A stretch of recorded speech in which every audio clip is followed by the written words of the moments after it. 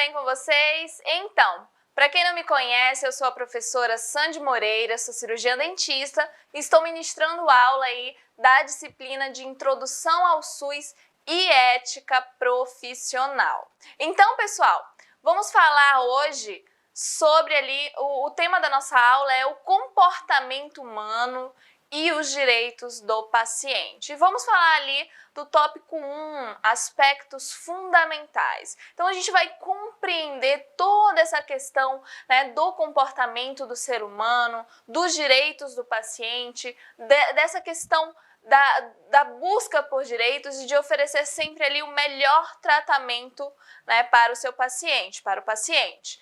A história, ela é marcada ali pela busca por princípios capazes de preservar os direitos das pessoas. Então, a todo momento, né, se você for pegar ali e revisar a história, principalmente com relação à história de saúde, você vai observar que a saúde ela é totalmente relacionada, né, com a busca sempre dos direitos e dos direitos das pessoas. Então, a todo momento, o desenvolvimento da sociedade em si, ela vem, né, por essa busca por direitos e deveres também.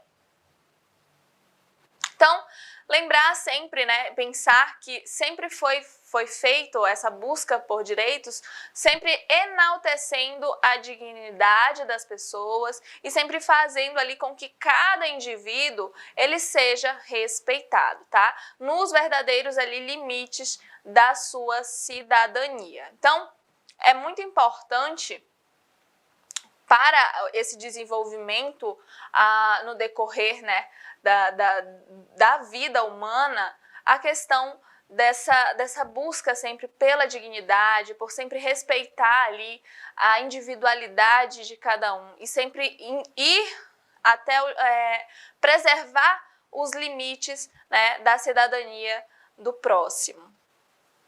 Então, o princípio de segurança, ele é exposto ali nos artigos 5, né, 3 e 6 ali da Constituição de 144 ali da Constituição Federal. Então, o que acontece? É garantido lá o direito à integridade física e moral de cada um dos seres humanos da população.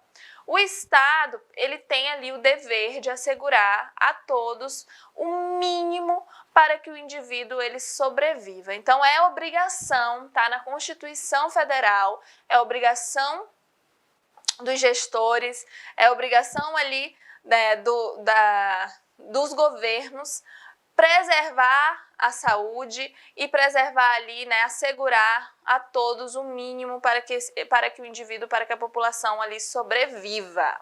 Então, no citado artigo 5º, né, da Constituição Federal, ele estabelece ali que ninguém será submetido à tortura nem a tratamento desumano ou degradante. Então, os nossos direitos como cidadãos, os nossos direitos ali perante a sociedade, eles estão em lei, tá? Eles estão na Constituição Federal. Então, lá está dizendo que nós não podemos ali, né, ser prejudicados, que a nossa segurança, a nossa vida tem que ser preservada, que nós não podemos ali sermos submetidos à tortura, que não podemos ali receber um tratamento desumano. Então, são regras ali que fazem com que a sociedade se desenvolva, com que os direitos humanos sejam preservados, que limita também e faz com que as pessoas tenham consciência que é fundamental respeitar o próximo para que a sociedade se desenvolva. Então, isso significa que também não se podem ali utilizar experimentos científicos, tá? Que rebaixem ali a dignidade do homem ou terapias que submetam ali a sofrimentos injustos. Então, muito ligado aí também com a questão da bioética, por esse respeito à sociedade, à vida do ser humano, a preservar e não prejudicar, né, com esses desenvolvimentos científicos. E aí, no artigo 5º também da Constituição Federal, né, ele proclama a liberdade da atividade científica como um ali dos seus direitos fundamentais, mas não significa, tá? Então, é um direito fundamental toda essa atividade científica, mas não significa que ela seja ali absoluta e que não contenha nenhuma limitação. Então, sim, a comunidade científica, ela está assistida na Constituição Federal, é de direito de todos, tá?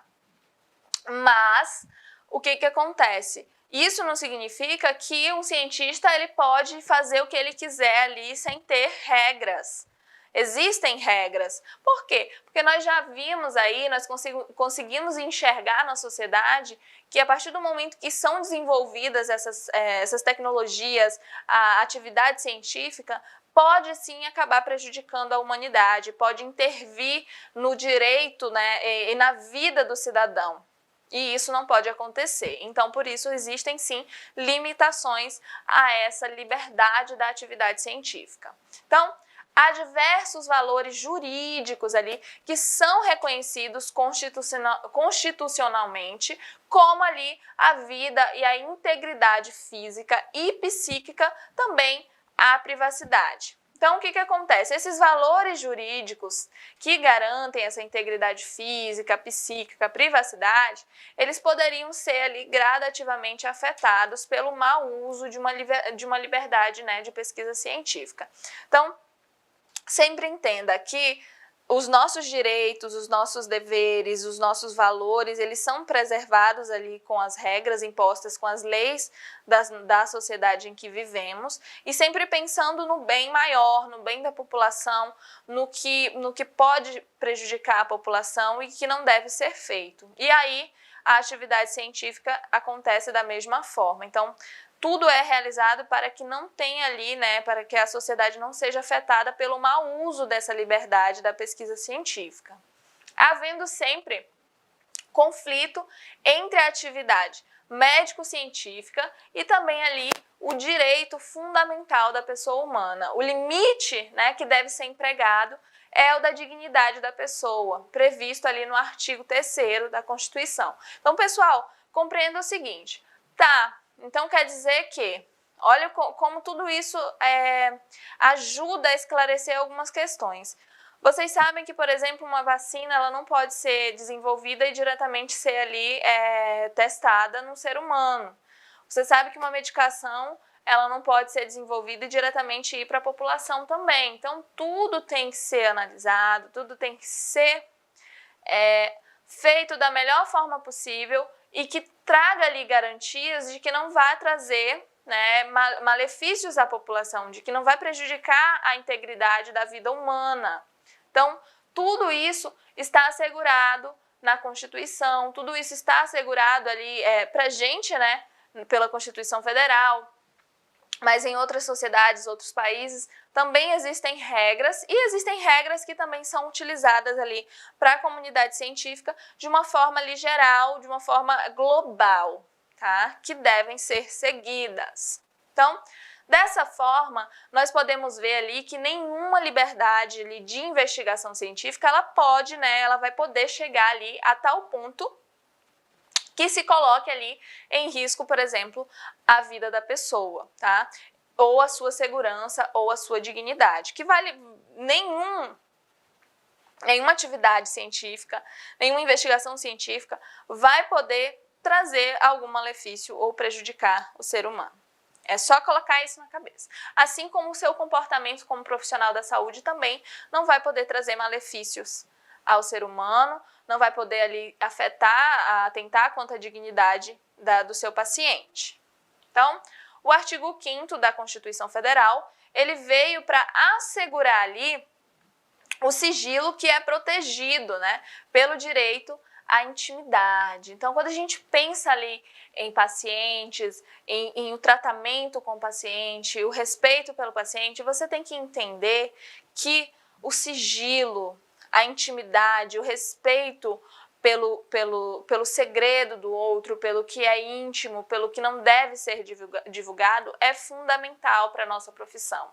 Compreender que não posso chegar ali que você como profissional não vai poder chegar em casa e compartilhar com seus entes familiares ou pessoas próximas ou amigos ou até mesmo colegas de profissão, se não for na intenção de trazer ali um desenvolvimento do quadro de saúde da pessoa, você não pode revelar os segredos ali da ficha clínica do seu paciente, das coisas que acontecem ali com o seu paciente. E isso está na Constituição Federal, isso é assegurado à população, é assegurado a cada um. É só você imaginar, se colocar no lugar. Tenho certeza que não gostaria que pessoas ali soubessem do seu quadro de saúde, de uma questão que é íntima, é sua, é íntima talvez ali da sua família. Então, tem que ser respeitado. A informação, ela é essencial para garantir a autonomia pessoal, a liberdade consciente ali de escolha. Então é fundamental que a partir do momento que você se comprometa em ser um profissional da saúde, que você se conscientize que é fundamental você informar o seu paciente. O seu paciente ele precisa ter liberdade de escolha, ele precisa estar consciente quanto à escolha dele de tratamento. Tá? Então não é porque você chegou ao paciente que você vai falar isso e ele tem que acatar. Não, você tem que explicar para ele, você tem que dar alternativas, você tem que mostrar para ele qual é a melhor forma a ser seguida para o tratamento dele.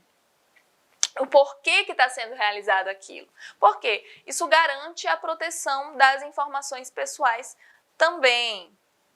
Então, no artigo 196 da Constituição Federal, ele aborda ali o aspecto da saúde, afirmando ali ser, e estar direito de todos e dever do Estado, garantindo ali o acesso à saúde, à coletividade como um todo. Então, é dever do Estado e direito da população ter ali acesso à saúde. Então, é dever do Estado, eles precisam dispor disso.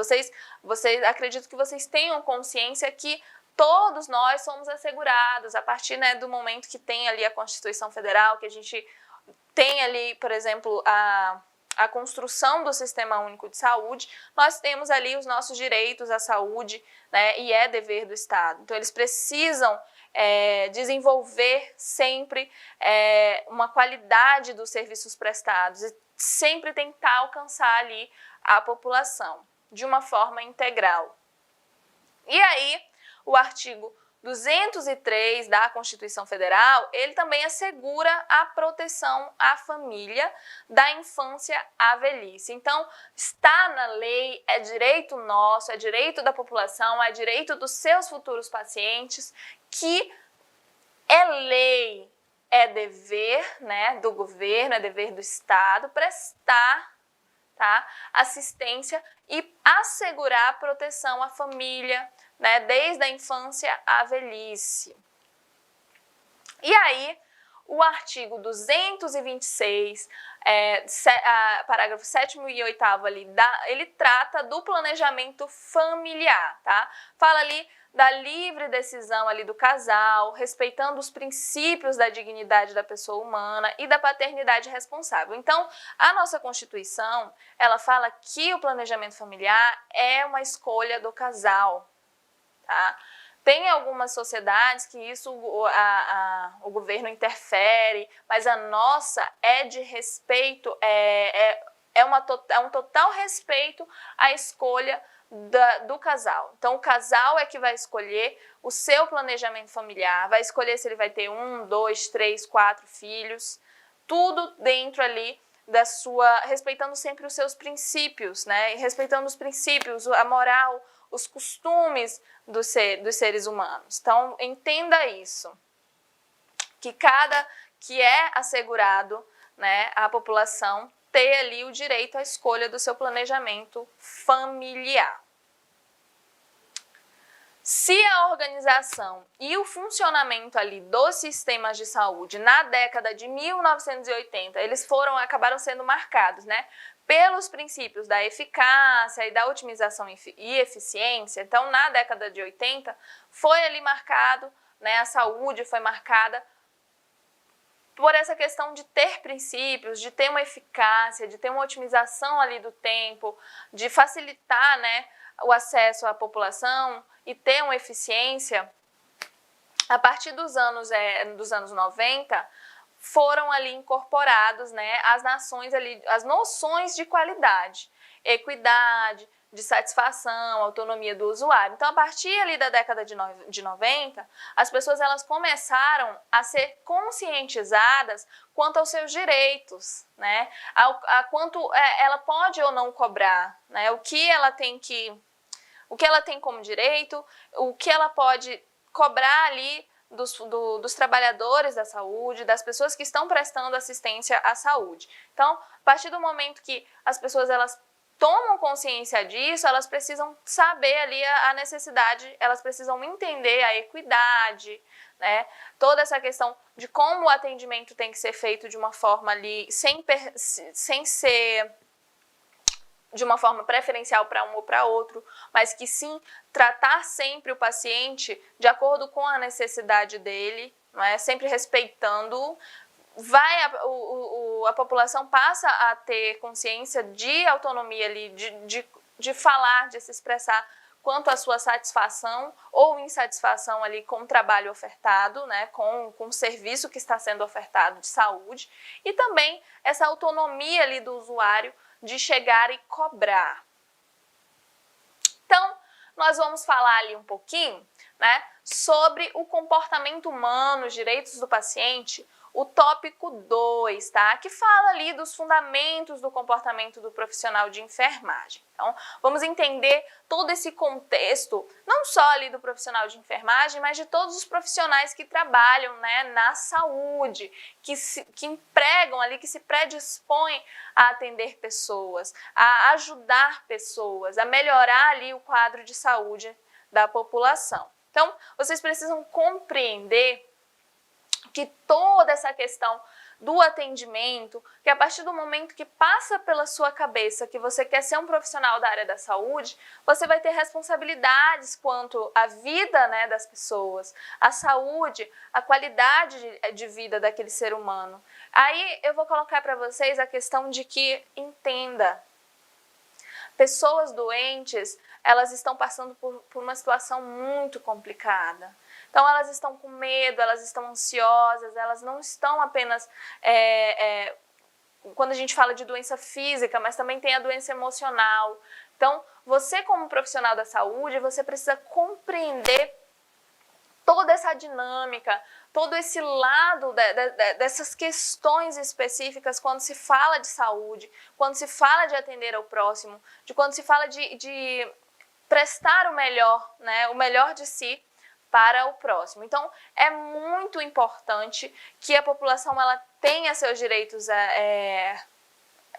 atendidos, né, da melhor forma possível. Isso só acontece quando os profissionais da saúde, eles colocam e eles compreendem as suas obrigações. Compreende que a partir do momento que você se compromete com uma profissão é algo muito importante e de muita responsabilidade. Porque, professora, mas todas as profissões, elas trazem responsabilidades. De fato, todas as profissões trazem responsabilidades. Mas quando você se fala na saúde, né, quando você se torna um profissional de saúde, você tem que entender que, de fato, já tem uma cobrança. Tá? Tem uma cobrança fundamental para o que você vai aplicar ali para a sociedade, né, para o que você vai dispor do seu serviço. Então, você precisa compreender, né, que o dever ali do proceder humano, no plano deontológico, ele depende ali de alguns fatores. Então, você precisa compreender que a deontologia, ela trabalha muito com o que é de obrigação, né, com as regras impostas, com que o proceder humano dentro das tarefas que são previstas ali pela profissão de cada um, ou de uma forma ali individual ou coletiva. Então, precisa compreender que a saúde é uma grande responsabilidade. A saúde do próximo, tudo na nossa Constituição, lá desde de 1880, ali, desde a década de 80, que começou a ter essa questão, começou a se trabalhar a saúde pública no Brasil. Lá em 1888, com a Constituição Cidadã, né, teve a criação do Sistema Único de Saúde, teve toda essa interação, todo esse desenvolvimento, esse boom aí nas questões da saúde pública, no oferecimento ali de saúde pública. Então, tudo isso está na nossa Constituição, então você precisa compreender que sim, a população está assegurada, tem seus direitos assegurados, que você como profissional precisa seguir ali as regras da sua profissão, os deveres da sua profissão, tanto para dispor ali de um serviço de qualidade, né, para os seus pacientes, quanto também para preservar ali os seus direitos. Tá? Então, você conhecendo os seus deveres, você vai conhecer os seus direitos. Não podemos, pessoal, responsabilizar alguém ali, né, por uma atitude tomada de uma forma inconsciente. Então, se a pessoa tomou uma atitude de uma forma inconsciente, sem estar ali sabendo das suas capacidades mentais, ou se aconteceu alguma coisa de uma forma de fato inconsciente, então não pode ser responsabilizada. Ou ali sob coação física ou psicológica. Então, se alguém está obrigando você a fazer alguma coisa, né, e você não é do seu desejo, então você não pode ser responsabilizado por esse ato. Ou até mesmo ali sem valores. Quando um grupo de pessoas, como ali profissionais da mesma área de atuação, né, ou enfermeiros, técnicos de enfermagem, técnicos de radiologia, técnicos de saúde bucal. Então, quando esse mesmo grupo ali, eles começam, né, eles passam ali a ter valores semelhantes e agir ali com a mesma consciência. Forma-se, então, a ciência deontológica. Então, a partir do momento que você tem uma classe de trabalhadores, como, por exemplo, técnicos de enfermagem. Então, a partir do momento que se tem essas regras dos técnicos de enfermagem, você sabe, por exemplo, questões como o sigilo do paciente, manter o sigilo, fazer o melhor do seu trabalho, desenvolver sempre da melhor forma possível, você segue as regras, tudo que foi aprendido, você está seguindo ali, né, uma ciência deontológica, porque todos passam a trabalhar com o mesmo objetivo, né, dentro das mesmas funções, seguindo as mesmas regras. Ou seja, né, a consciência profissional que ajuda ali na análise, na interpretação, no julgamento ali de problemas vividos por esses profissionais. Então, a partir do momento que todos passam, todo esse grupo profissional tem regras a serem seguidas, começam a cumpri-las, essa consciência profissional, ela ajuda nessa análise, tá? Para você passar por uma interpretação ali no julgamento dos problemas vividos. Então, você consegue desenvolver melhor o seu trabalho, você consegue enxergar além, né, do seu trabalho, você consegue manter um relacionamento melhor com o seu paciente, você consegue exercer sua tarefa de uma forma mais dinâmica, até talvez mais rápida, não é? Então, e com qualidade, que é o fundamental. E você vai desenvolver, por que, professora, que talvez seja ali até mais rápido? Você entenda que a partir do momento que todos os profissionais envolvidos ali naquela tarefa, eles seguem ali o mesmo pensamento, então as chances desse trabalho render são muito maiores, né? O desenvolvimento do trabalho, ele vai ser maior. Então, as pessoas vão começar a se ajudar de uma forma ali, talvez, que nem consciente seja, mas porque seguem os mesmos princípios de trabalho. Então, porque têm o mesmo entendimento do que é correto e do que é errado. De grande importância, tá? Para a fundamentação ali sobre a humanização na saúde, foi ali a declaração de Conferência Internacional sobre os cuidados, né, primários de saúde de Alma Ata, tá? Que aconteceu ali de 6 a 12 de setembro, tá? Em 1978. Então, essa declaração da Conferência Internacional sobre Cuidados Primários de Saúde, ela é um marco histórico na saúde.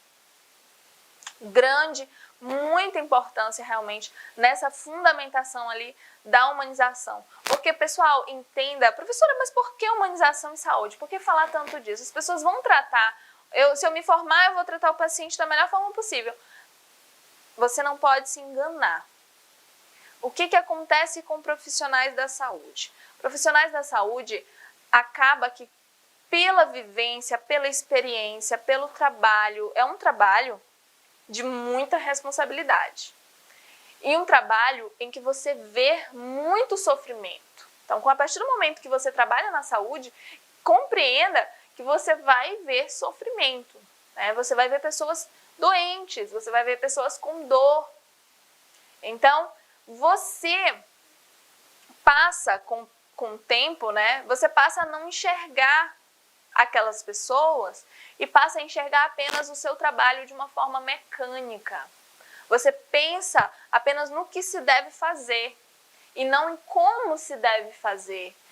E não pensa ali, acaba que o trabalhador da saúde, o profissional da saúde, ele esquece que aquela pessoa é uma pessoa, que aquela pessoa ela tem um nome, ela tem uma vida, ela tem pessoas que a amam. Então, o seu trabalho se torna mecânico. E olha que isso vem de muito tempo. Então, lá em 1978, foi ali trabalhado muito essa questão da humanização na saúde, do trabalho da saúde. E aí, até hoje, nós temos dificuldades, é enfrentado ali com dificuldade essa questão da mecanização ali do trabalho do profissional da saúde. Porque o profissional ele precisa ser humano, ele precisa trabalhar com humanização, ele precisa compreender que é o outro que ele está atendendo.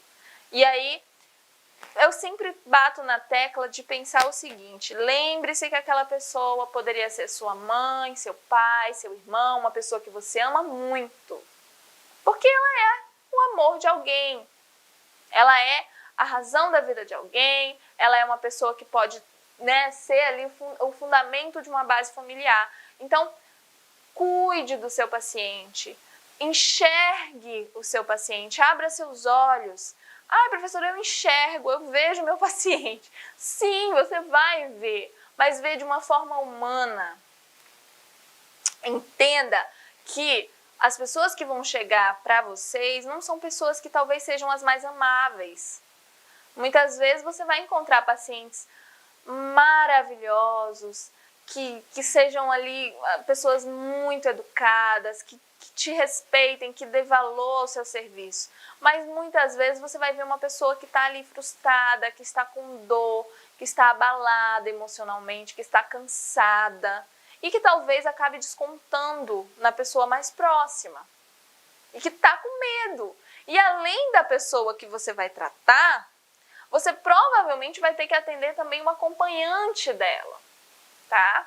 Então, você vai ter que esclarecer e começar a se familiarizar com isso, e não de uma forma mecânica, ignorando a dor do outro, ou os pedidos, os anseios, mas sim de uma forma humana. Você tem que perceber o próximo, você tem que tentar trazer ali o melhor para o próximo, porque é sua obrigação. E aí, lá em 1978, começou ali a ser discutido todas essas questões, né? E tudo isso ali com essa declaração de Alma-Ata, tá? Lá em Alma-Ata. Essa declaração, pessoal, ela enfatizou que a obtenção ali do mais alto nível de saúde possível é sempre ali o objetivo social mais importante a ser atingido pelos sistemas de saúde. Então, quando você fala em sistema de saúde, em objetivo social, o principal é sempre obter o mais alto nível de saúde. É preservar a saúde da população, é trazer benefícios para aquela população, é fazer com que aquela população tenha o melhor serviço de saúde ofertado, tenha uma qualidade de vida, né? Tenha um desenvolvimento social, e tudo isso tem como base ali a saúde. Então, é só você pensar, você só consegue estudar, trabalhar, se alimentar, viver se você tem saúde. E isso, lembre-se sempre do conceito de saúde. Saúde não é apenas a ausência de uma doença física, tá? Mas está atrelado ali a condições sociais, psicológicas, tá? Então, tudo isso tem envolvimento com a saúde. E é dever de todos, é dever do Estado, né? É um dever e um objetivo social desenvolver ali o melhor nível de saúde da população. Então, o que acontece? O profissional de enfermagem e os profissionais de saúde, tá? Eles são livres, né, na medida em que se pode ser. Então, você é livre, você tem livre-arbítrio para tomar suas decisões. Só que existem regras de acordo com a sua profissão, de acordo com o que vai ser melhor para o paciente, de acordo com o desenvolvimento do quadro de saúde daquele paciente. Então, você é livre, né, na medida em que pode ser. E na medida em que se realiza ali a partir de suas potencialidades. Então, de acordo com a sua qualificação de trabalho, de acordo com a sua especialidade, de acordo com o seu foco de trabalho, é que você vai ter ali essas suas potencialidades. Esse profissional, ele também colabora ali com a liberdade do paciente, tá? Dos familiares, da sociedade e dos membros e equipes ali de saúde ou equipe de enfermagem. Então, você tem responsabilidades quanto à saúde, o desenvolvimento ali do seu trabalho e também tem responsabilidade ali quanto à liberdade do seu paciente. Como que eu faço isso, professora? Você precisa esclarecer para o seu paciente, para os familiares, para a sua equipe de saúde, como que vai ser desenvolvido esse trabalho, o que vai ser realizado para a melhoria de saúde dele, qual o problema de saúde dele, o que está acontecendo, qual o quadro de saúde do seu paciente, tá? O que deve ser realizado para melhorar, como que vai ser, quais são o direcionamento, né, o seu diagnóstico, o seu prognóstico, tá? Como que vai ser realizado. Tudo tem que ser esclarecido, porque a partir do momento que é esclarecido, você dá liberdade de escolha para o seu paciente, para os familiares, a sociedade e até mesmo para os seus membros ali, os membros da sua equipe de trabalho. Os enfermeiros, né, que prestam ali cuidados diretos à beira do leito, eles ainda constituem uma grande parte ali da força do trabalho e da profissão. Então, aqueles enfermeiros, aqueles técnicos de enfermagem, aqueles profissionais da saúde que ficam ali muito, né, em contato com os pacientes em hospitais, em beira de leito, eles são uma grande parte da força do trabalho na área da saúde. No entanto, né, as definições de prática e os papéis de enfermagem e também de outras profissões, eles têm ali se expandido para acompanhar as exigências sociais. Então, cada vez mais você enxerga profissionais se capacitando e se direcionando a uma determinada área de serviço, né, de trabalho. Então, isso tanto na enfermagem quanto em qualquer outra área da saúde e também de profissões. Então, as pessoas elas estão investindo cada vez mais em áreas específicas, em trazer melhoria de qualidade ali, um melhor atendimento, né? Porque a partir do momento que você se concentra em uma área, entende-se que você vai ser o melhor nela. Então, cada vez mais os profissionais estão fazendo isso.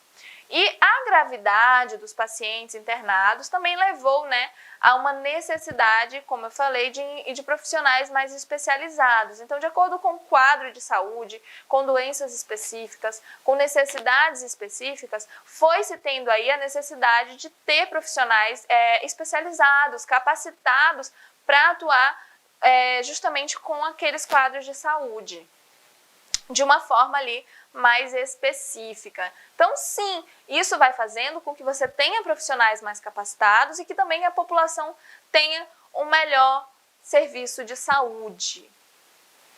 Em consequência, né, esses profissionais, eles não apenas possuem ali graduação, mas passam também a ser especialistas em áreas, como, por exemplo, né, a enfermagem gerontológica, a enfermagem cardiovascular, obstetrícia, para nomear ali, entre outros, que são muitos. Então, Quando a gente fala em áreas assim, específicas de saúde, se você tem um profissional capacitado, é muito mais fácil para ele desenvolver um trabalho. Por exemplo, um enfermeiro que trabalha ali, né, com pacientes na obstetrícia, ele vai ter ali todo um jeito, toda uma forma de atuar com aqueles pacientes, de desenvolver melhor seu trabalho, de acalmar o seu paciente. Ele vai ter mais conhecimento, né, porque ele tem a experiência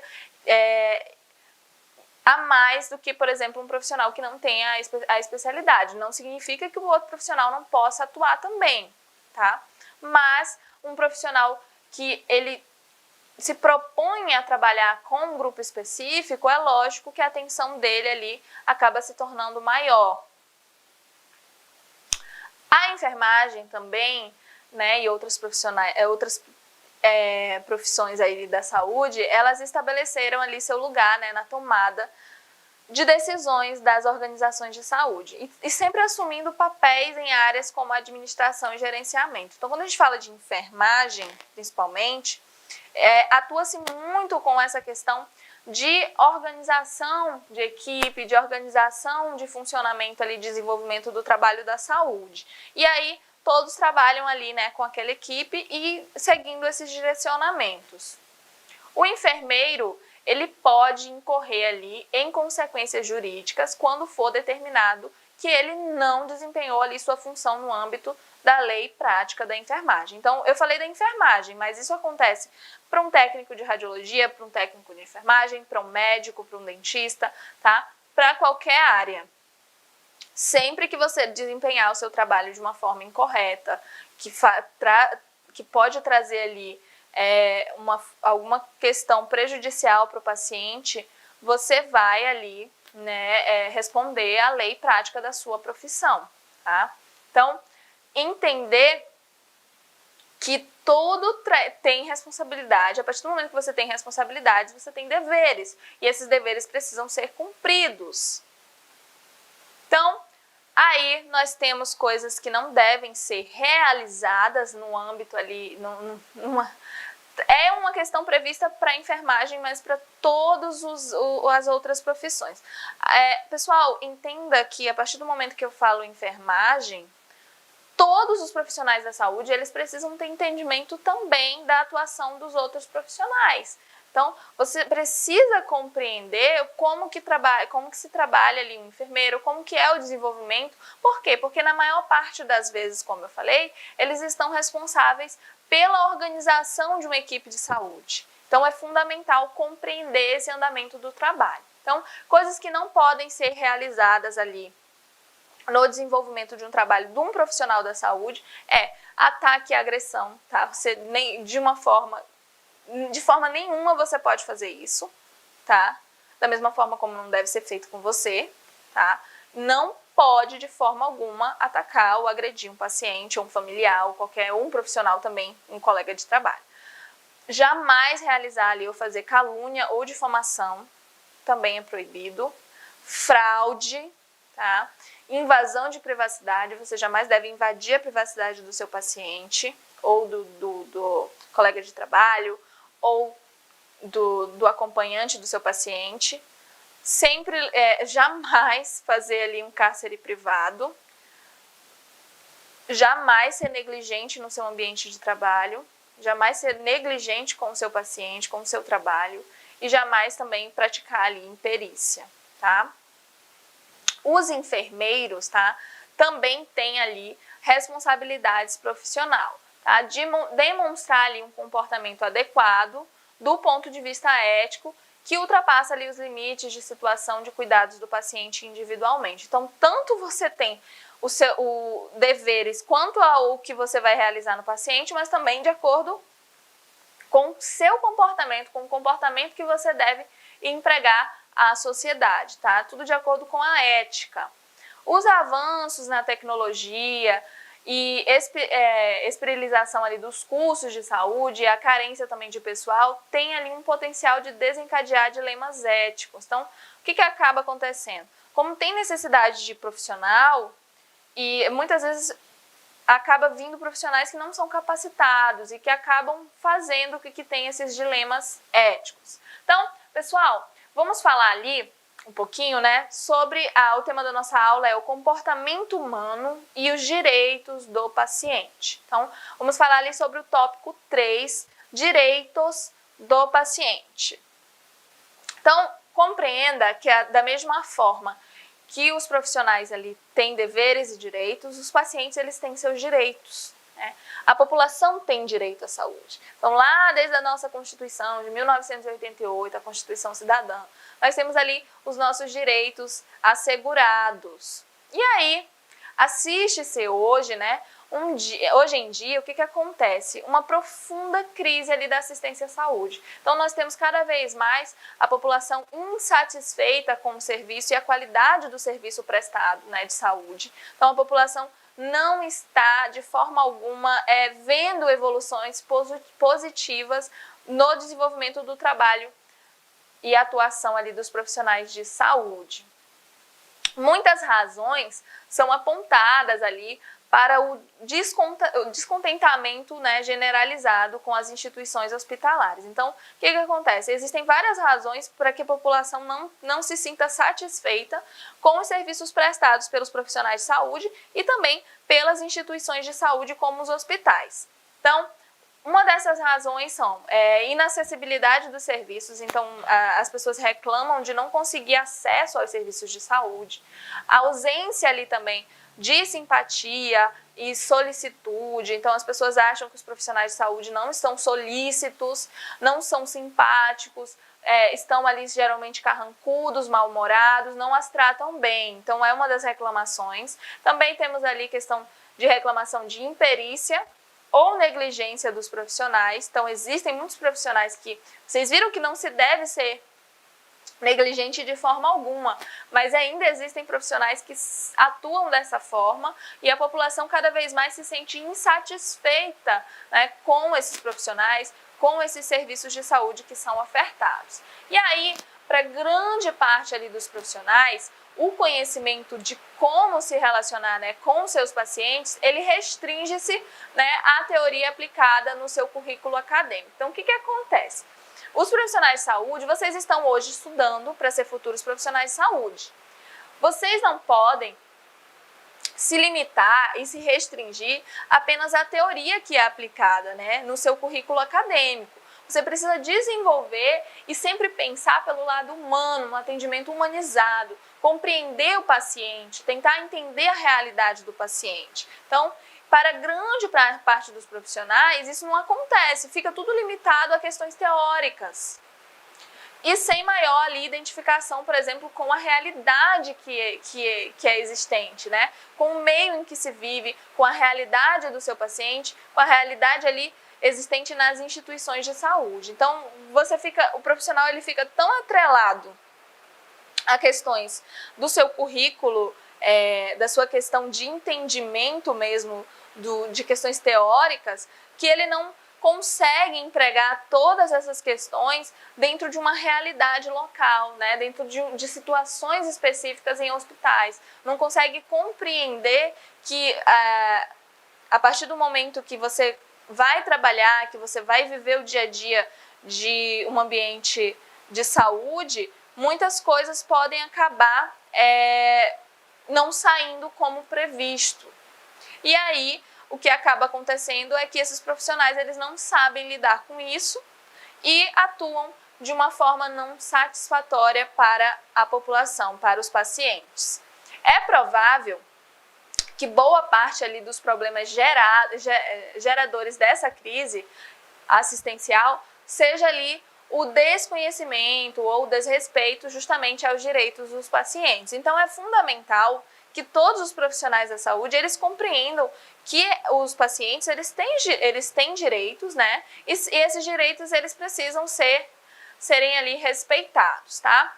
E aí, tanto pela equipe médica e de enfermagem que não os conhecem ou não os cumprem, porque na maior parte das vezes é porque não cumpre mesmo, porque todos é de conhecimento, você sai da sua formação sabendo que você precisa respeitar os direitos do paciente e acaba que alguns profissionais não cumprem. Quanto ali pelos pacientes que, por também desconhecer seus direitos, não os exigem, que é uma realidade específica aqui quando a gente fala na saúde brasileira. Então, as pessoas, a população, ela não tem conhecimento dos seus direitos. Então, ela não busca conhecer os seus direitos. As pessoas só se preocupam com a saúde no momento que estão doentes. Quando estão saudáveis, elas não se preocupam. Então, o que acontece? Se ela não tem conhecimento dos seus direitos, ela não vai exigi-los. Todo paciente, ele tem direito ali a ser reconhecido e respeitado como cidadão. O que implica, né, participar também das decisões relacionadas ao seu cuidado e tratamento. Então, sim, o paciente ele precisa saber o que está acontecendo com ele precisa ser informado pelos profissionais da saúde para que ele participe, para que ele tome decisões, para que ele tenha direito à escolha do que vai ser, do que ele considera ser melhor para ele, levando em consideração que você vai explicar para o seu paciente o porquê que deve ser feito aquele tratamento, como deve ser seguido, o porquê que ele deve fazer aquilo ou não. Tá? Então você vai explicar dentro da sua capacidade ali da sua capacidade profissional, tá? Dentro dos seus conhecimentos, da melhor forma possível, da forma mais clara, para que o seu paciente consiga decidir e tomar ali também a frente no seu tratamento. É importante, tá? Reconhecer que não tem ali um código brasileiro específico de direitos do paciente ou do cliente, tá? Então, o que acontece?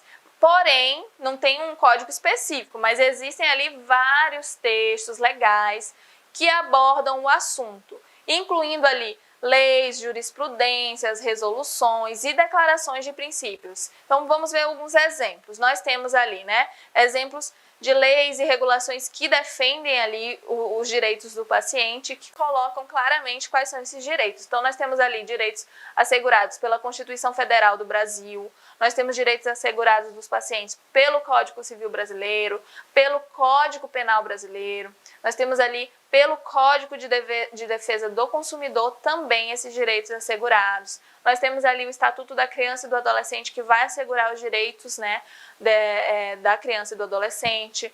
Nós temos lei dos planos de saúde, normas de Agência Nacional de Saúde Suplementar, as ANS. Tem aí também o Código de Ética Médica, né, que influencia ali em todo esse tratamento, na conduta dos profissionais de medicina. Temos a resolução do Conselho Federal de Medicina. E aí, pessoal, os profissionais da área da saúde, eles precisam respeitar ali o direito dos pacientes de serem informados sempre, tá? Acerca ali do seu processo de saúde e doença. Então, o meu paciente, ele precisa ter consciência do que está acontecendo com ele, tá? Qual o seu processo de saúde e doença? O que provavelmente ocasionou aquilo? Como que é o decorrer dessa doença, o desenvolvimento dessa doença? O que pode acontecer se ele seguir o tratamento ou se ele não seguir? Quais as formas de tratamento que são oferecidas, que podem ser ofertadas para ele? Então, tudo tem que ser esclarecido. Sempre de uma forma, de uma linguagem que ele entenda, não vai usar a linguagem técnica que o paciente não consiga compreender. Então, tudo tem que ser realizado da melhor forma para o paciente compreender e entender o seu estado de saúde, o seu quadro ali de saúde e doença.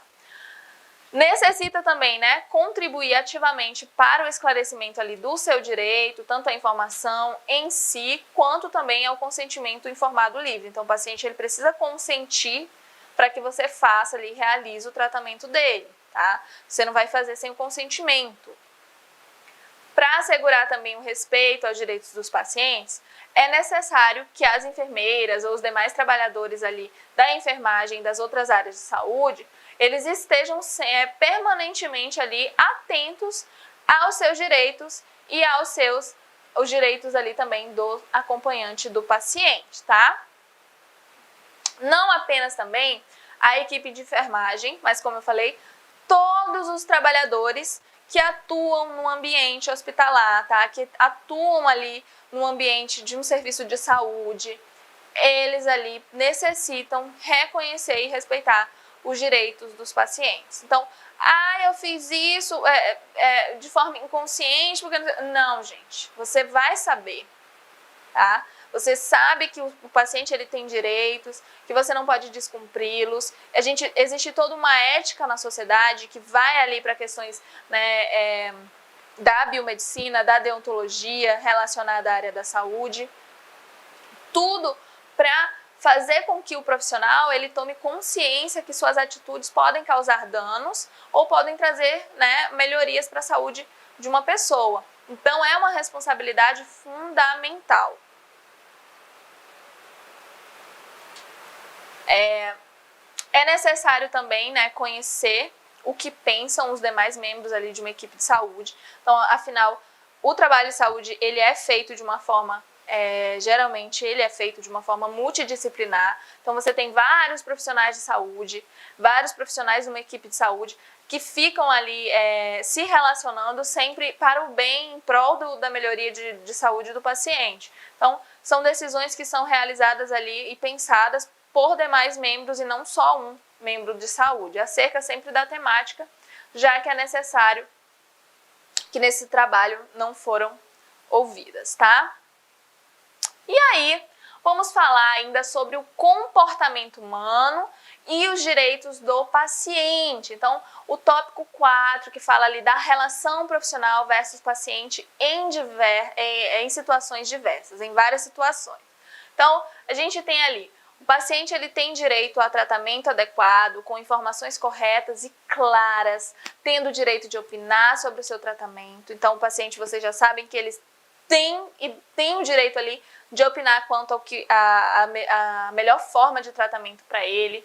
Cabe ao profissional esclarecer essas informações em uma linguagem clara, sem uso ali de terminologias que dificultem esse atendimento do paciente e do seu responsável. Sempre fazendo ali diante da realidade, né, da qualidade dos serviços de saúde prestados.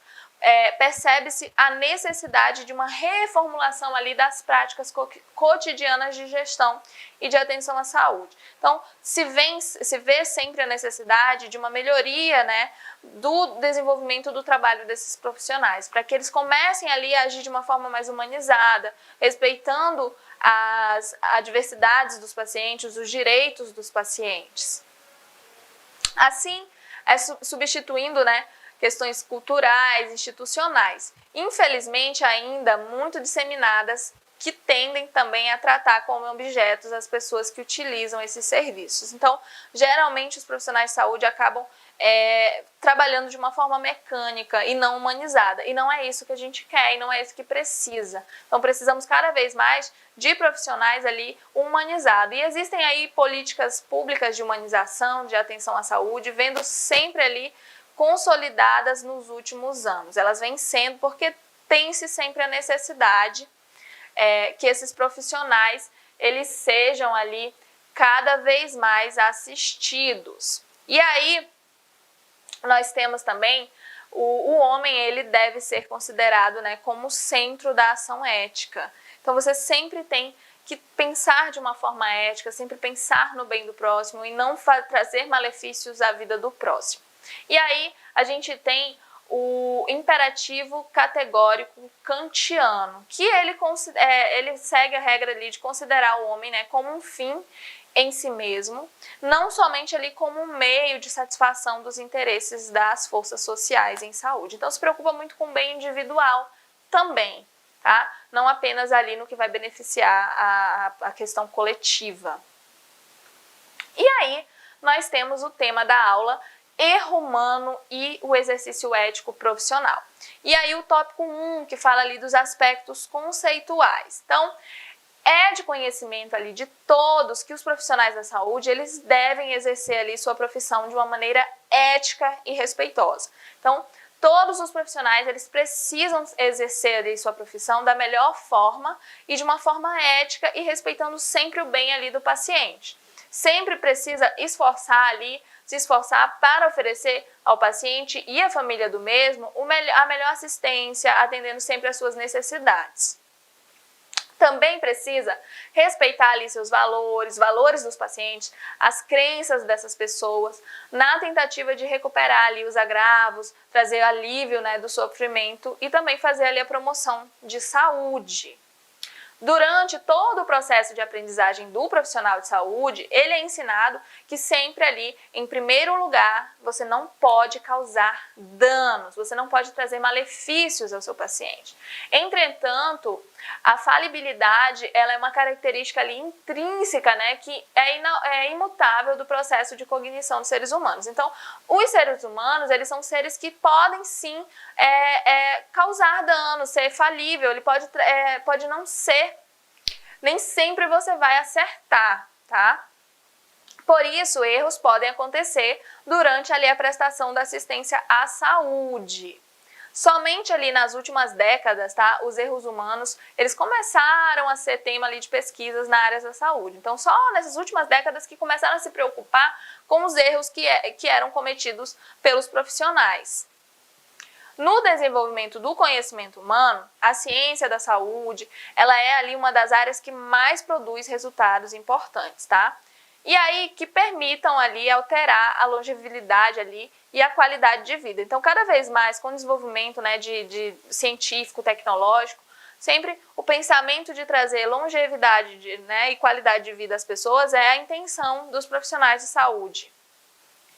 Por meio ali da erradicação de doenças, fazendo ali a compreensão da transformação das respostas orgânicas e sempre procurando o alívio do sofrimento, na busca sempre de curar, né, e de diminuir esses agravos à saúde. Então, sempre a intenção é trazer melhorias de vida ali para a população. No contexto, né, na tentativa de sempre fazer o melhor pelo paciente, profissionais de saúde, eles aprenderam, né, você aprende que você não pode errar. Só que nesse contexto, né, na tentativa de sempre fazer o melhor pelo paciente, os profissionais, eles acabam aprendendo que não pode errar, e o conceito conhecido global e popularmente como errar é humano, na área da saúde, foi culturalmente ali atribuído a um mau profissional. Então, o profissional que erra na área da saúde, né, de uma forma cultural, ele passa a ser considerado um mau profissional. Mas errar se tornou ali um problema do indivíduo e não do sistema de atendimento, ou ali de uma complexidade de tomada de decisões. E a cultura, na prática, ela geralmente atribui os erros, as falhas, na conduta ou no conhecimento ali dos profissionais de saúde. Então, acaba atrelando a incompetência, negligência, imprudência ou um corporativismo. Então, as experiências, né, de outras áreas acabam que mostram que esse tipo de abordagem já produz ali um efeito contrário ao esperado. Em vez de você fazer com que os profissionais sejam cada vez mais capacitados, mais preocupados com relação ao tratamento que ele vai oferecer para o paciente, você acaba trazendo profissionais infelizes e com mais chances de errar, tá? Porque dificulta aí a identificação e a análise para poder fazer ali correção dos fatores implicados. O Código de Ética Profissional, ele é de extrema importância e segurança para o profissional que ele tem ali o conhecimento, né, do código, do seu conselho ali, da sua classe de trabalho, porque assim você pode fazer isso acessando sites, né, respectivos aos seus conselhos. Nós temos ali do capítulo 1, né, dos princípios fundamentais da enfermagem, né, afirma ali que o compromisso da enfermagem é com a saúde do ser humano. Então, pessoal, entenda que é muito importante, você pode entrar ali nos sites dos respectivos conselhos, né, das suas classes respectivas de trabalho, e ali você vai encontrar fundamentalmente a questão: preservar a saúde do paciente, respeitar o paciente, né, cumprir com suas obrigações sempre da melhor forma possível. E assim, você conhecendo esse sistema, você conhecendo o seu código de ética, você desenvolve ali o seu trabalho da melhor forma possível. E espero que vocês tenham ali aprendido o máximo possível, desenvolvido ali o máximo possível dos conhecimentos, né, sobre toda essa questão do paciente, dos direitos do paciente, dos direitos ali, dos seus direitos e deveres como profissional de saúde. Então, vou ficando por aqui, um beijão e tchau, tchau.